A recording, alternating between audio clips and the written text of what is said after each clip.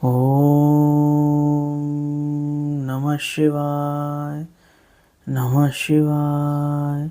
नमः शिवाय। श्री शिव महापुराण विंध्येश्वर संहिता प्रथम अध्याय। जो आदि अंत और मध्य में मंगलमय स्वरूप है, जिनकी तुलना और समानता कहीं भी नहीं है, जो आत्मा के स्वरूप को प्रकाशित करने वाले हैं, परमात्मा है, जो खेल ही खेल में अनायास जगत का रचना, पालन, संहार, अनुग्रह और तिरोभाव रूपी प्रबल कर्म करते रहते हैं, उन सर्वश्रेष्ठ अजर अमर ईश्वर अंबिकापति भगवान शंकर का मैं मन ही मन मनन करता हूँ।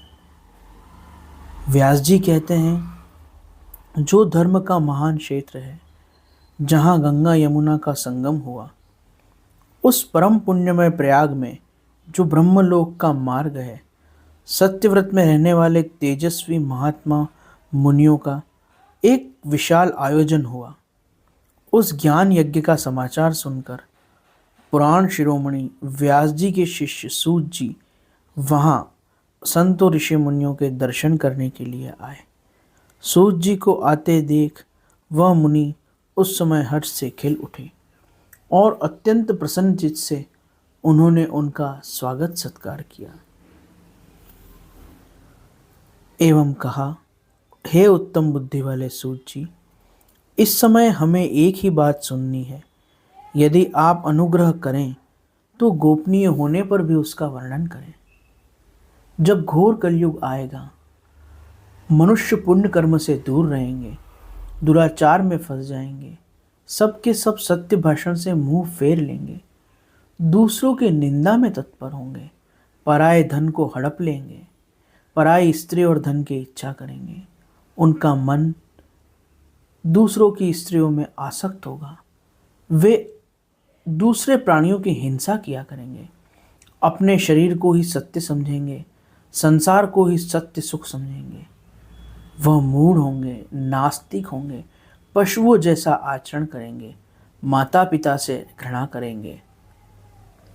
ब्राह्मण पैसे के लिए वेद, पुराण, कथा आदि को बेचेंगे और धन कमाकर उसका अभ्यास करेंगे। वह मोहित होंगे, अपने जाति के कर्म छोड़ देंगे और रोजगार, व्यापार, नौकरी करने लग जाएंगे। दूसरों को ठगेंगे, 3 समय की संध्या, पूजा, ध्यान, ब्रह्म ज्ञान, योग आदि से तो वो बिल्कुल ही दूर हो जाएंगे। इसी प्रकार क्षत्रिय भी स्वधर्म का त्याग कर देंगे। वो नशा, व्यभिचार, हिंसा, मांसाहार करेंगे, पाप आचरण करेंगे, वीरता और शूरवीरता को त्याग देंगे। वह छोटे कर्मों से जीविका चलाएंगे, नौकरियां करेंगे, शूद्रों सा बर्ताव करेंगे, उनका चित्त काम का गुलाम रहेगा। यही स्थिति वैश्य वर्ग की हो जाएगी। वह संस्कार से भ्रष्ट होगा, धर्म का त्याग करेगा, धन उपार्जन के लिए विभिन्न कपट वृत्ति का परिचय करेगा। इस तरह जो चतुर्थ वर्ण है, वह भी ब्राह्मणों के आचार में लग जाएंगे। वह अपनी उज्जवल आकृति और उज्जवल कर्मों को बढ़ा चढ़ाकर बखान करेंगे, अपने नियम और वेशभूषा को धारण करके व्यर्थ घूमेंगे। वह भी अपने धर्म का त्याग कर देंगे। वह ब्राह्मणों की निंदा करेंगे, ब्राह्मणों से नफरत करेंगे, धर्म से निंदा करेंगे, धर्म की निंदा करेंगे, वेदों से निंदा और घृणा करेंगे। यदि ये लोग धनवान हुए तो कुकर्मों में लग जाएंगे।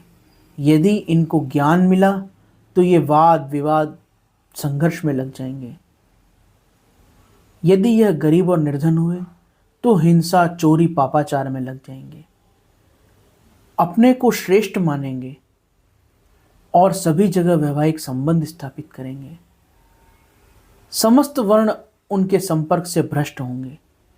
ये लोग अपनी सीमा से बाहर जाकर विभिन्न अनुष्ठानों को करेंगे।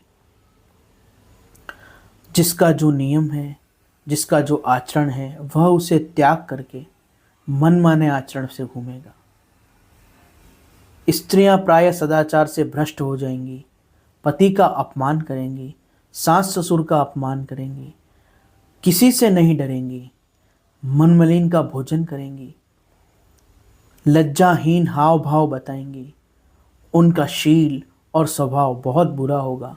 वह पति से सदा दूर रहेंगी और दूसरे पुरुषों में आसक्त रहेंगी। इनकी बुद्धि नष्ट हो जाएगी। सभी लोगों की यही स्थिति हो जाएगी। हे सूत जी, इस तरह जिनकी बुद्धि नष्ट हो जाएगी, जिन्होंने अपने धर्म का त्याग कर दिया होगा, ऐसे लोगों का परलोक और यह लोक बिगड़ जाएगा। इनका उद्धार कैसे होगा? इसी चिंता से हमारा मन व्याकुल रहता है। परोपकार से बढ़ के कोई धर्म नहीं है। अतः जिस उपाय से इस पाप बुद्धि का नाश हो एवं इन लोगों का उद्धार का उपाय हो सके, परोपकार हो सके, उसे कृपा पूर्वक बताइए, क्योंकि आप समस्त तत्वों के ज्ञाता हैं। व्यास जी कहते हैं। उन भवितात्मा मुनियों की यह बात सुनकर सूत जी मन ही मन भगवान शंकर का स्मरण करके बोले, हे ऋषियों, मुनियों, आपने बहुत अच्छा प्रश्न किया। यह तीनों लोगों का हित करने वाला है। इस प्रकार कहकर और वह शिव पुराण की कथा कहने लगे। इस प्रकार यहाँ शिव महापुराण विंध्येश्वर संहिता प्रथम अध्याय संपूर्ण हुआ। शेष अगले अंक में। ओम नमः शिवाय, नमः शिवाय, नमः शिवाय।